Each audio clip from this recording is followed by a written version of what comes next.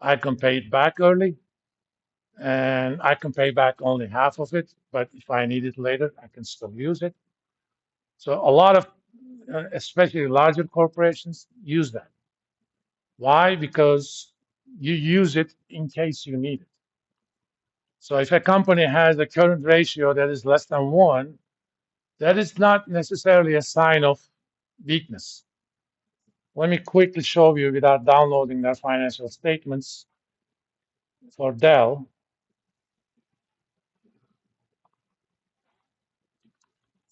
because that's Dell's business model. Let's look at quarterly.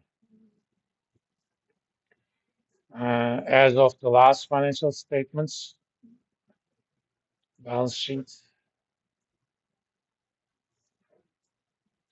Uh, they have current assets that are about 36 billion and current liabilities that are 48 billion. So that ratio is about 0.75. They have negative net working capital.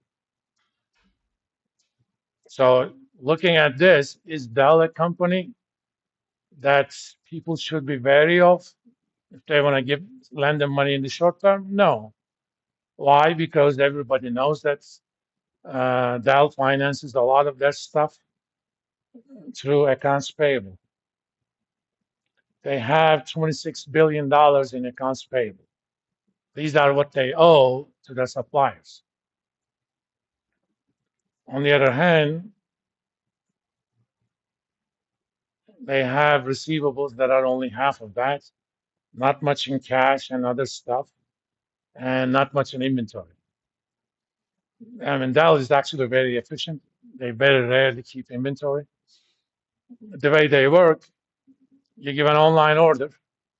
As soon as the online order is given, credit card authorization is taken. Their system automatically sends orders to their suppliers. Suppliers ship the parts, the memory, the motherboards, hard disk, what have you. They come to Dell, they'll put them together, ships it, but they tell their suppliers, I'll pay you 90 days, but they get your money right now. Okay. Most of their receivables are probably credit card receivables. And since they don't keep parts, they don't have much inventory either. But if something happens and Dell needed to pay their suppliers, Dell has access to banking system. Okay. They can go ahead and finance them. I don't know if they're using credit lines or not, but if anything, banks typically grant business lines to companies.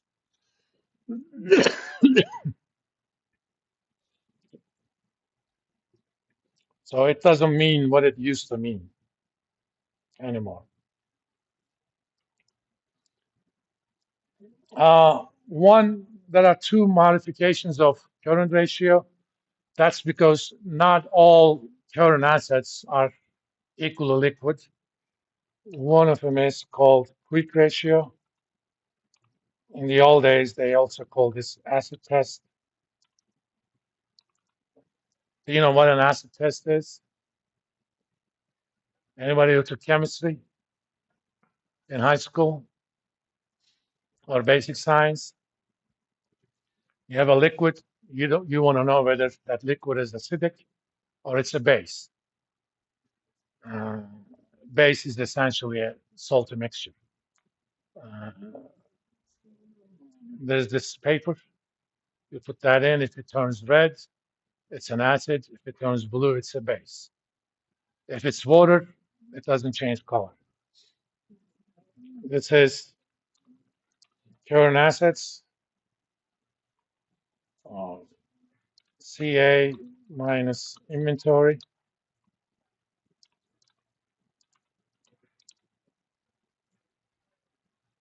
Or you can think of this as current ratio minus inventory over current liabilities. It's basically current ratio after ignoring inventory. Why? Depending upon the company, inventory is the least liquid of the current assets, so you kind of take that out. Again, in this day and age, if you're talking about a relatively small company, I would use these. But a company that's mid-size or large, which means market caps of 10 billion or more, I'm not going to worry too much about these because they're already established in the financial system.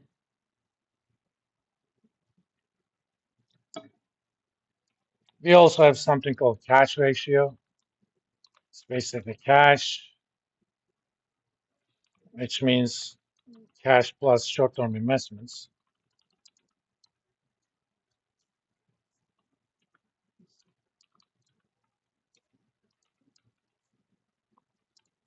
So if I'm a really short-term creditor, that's the only thing I'm going to look at.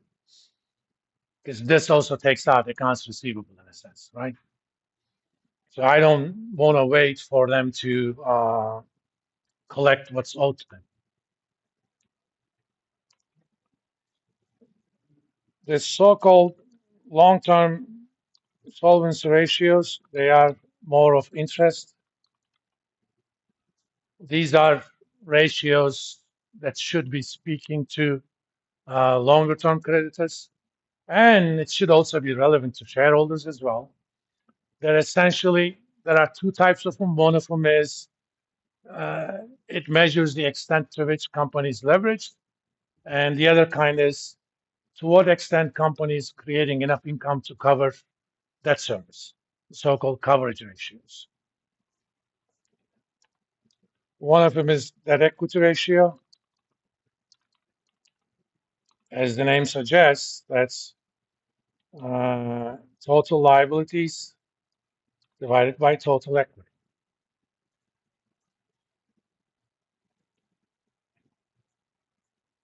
Let's look at Dell, for example. Their total liabilities is 84. Here's total equity. They have negative equity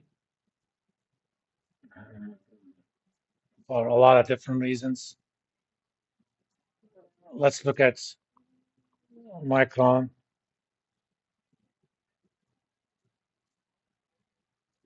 Total liability 20 billion, total equity 44. Okay, so that equity ratio is about 0.45. You don't want this number to be very high, but it's also kind of industry dependent. If you're talking about airline companies,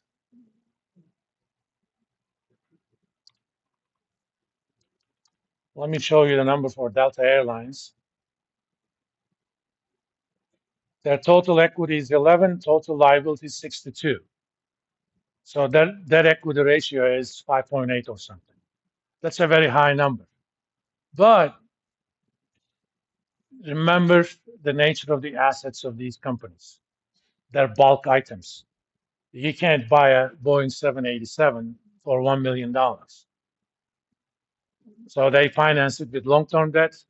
A lot of times they have capital leases, which means they're technically leased, but the lease payments are a very big portion of the value of the asset.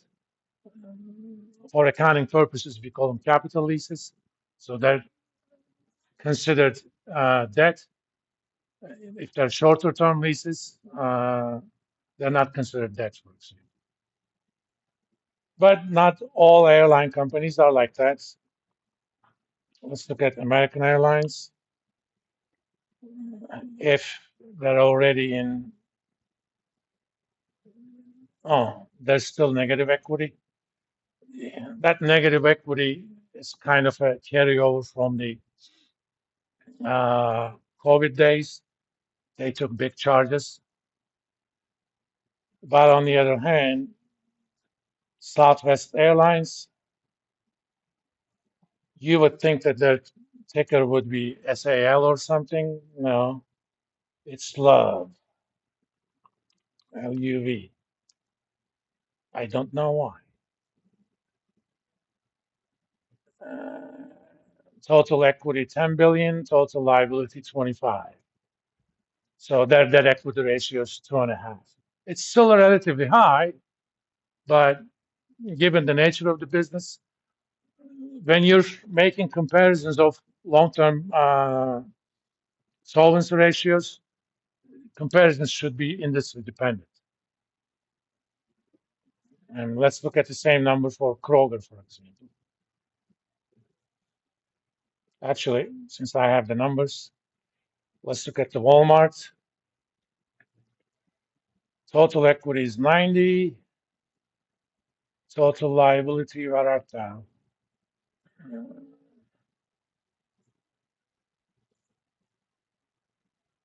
Oh, right here, 162. So that ratio is about 1.7. Let's look at Kroger.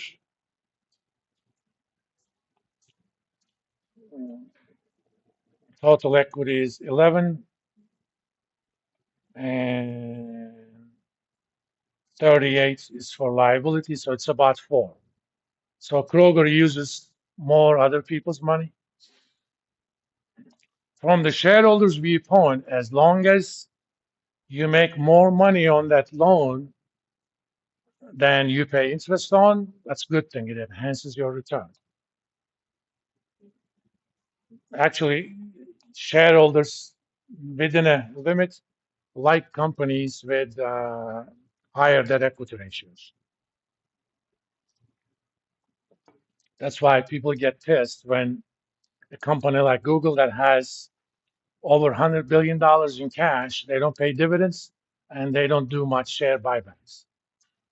That's kind of saying, that thing is not earning much.